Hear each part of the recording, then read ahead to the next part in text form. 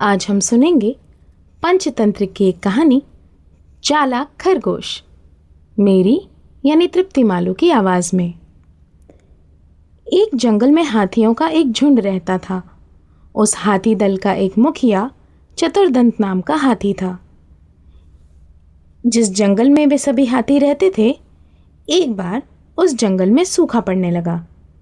पानी की कमी के कारण झील, तालाब, नदी नाले सब सूख गए और पेड़ मुरझा गए। सभी हाथियों ने अपने राजा गजराज चतुर्दंत से कहा, हमारे बच्चे भूख और प्यास के कारण मर रहे हैं, इसलिए जल्दी ही पानी की खोज करवाइए।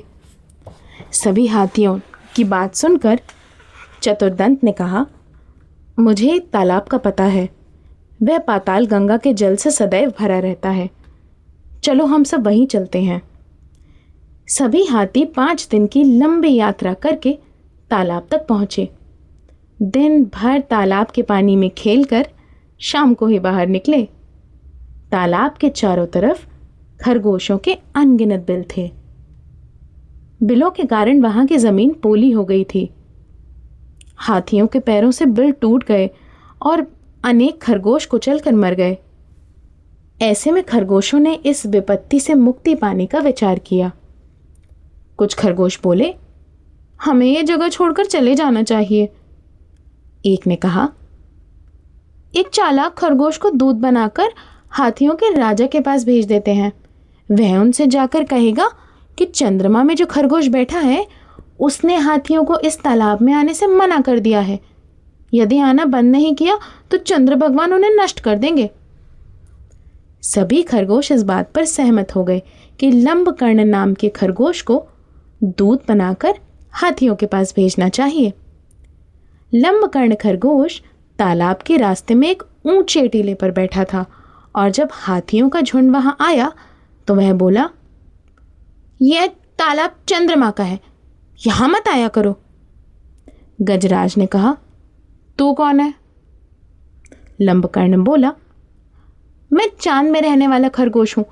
भगवान चंद्र ने मुझे तुम्हारे पास यही कहने के लिए भेजा है कि तुम इस तालाब में ना आया करो।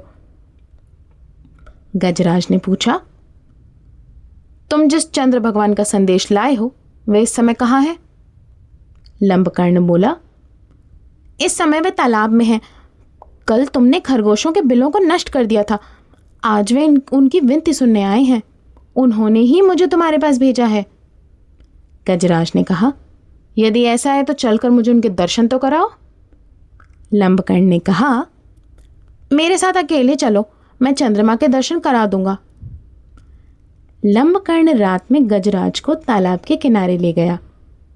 तालाब के जल में चंद्रमा के प्रतिबिंब को दिखाकर बोला, लो दर्शन कर लो। भगवान चंद्र इस समय समाधि में हैं, यहां से जल्दी चले जाओ। यदि उनकी समाधि टूट गई तो गुस्से में आकर तुम सबको नष्ट कर देंगे। गजराज ने चंद्रमा के प्रतिबिंब को प्रणाम किया और डरकर अपने परिवार सहित वहां से चला गया। सभी खरगोश फिर से प्रसन्नचित हो वहां रहने लगे। इस कहानी का मूल है कि बल की अपेक्षा युक्ति अधिक कारगर सिद्ध होती है। ये थी पंचतंत्र की एक कहानी, चालाक खरगोश, मेरी यानी तृप्ति मालू की आवाज में।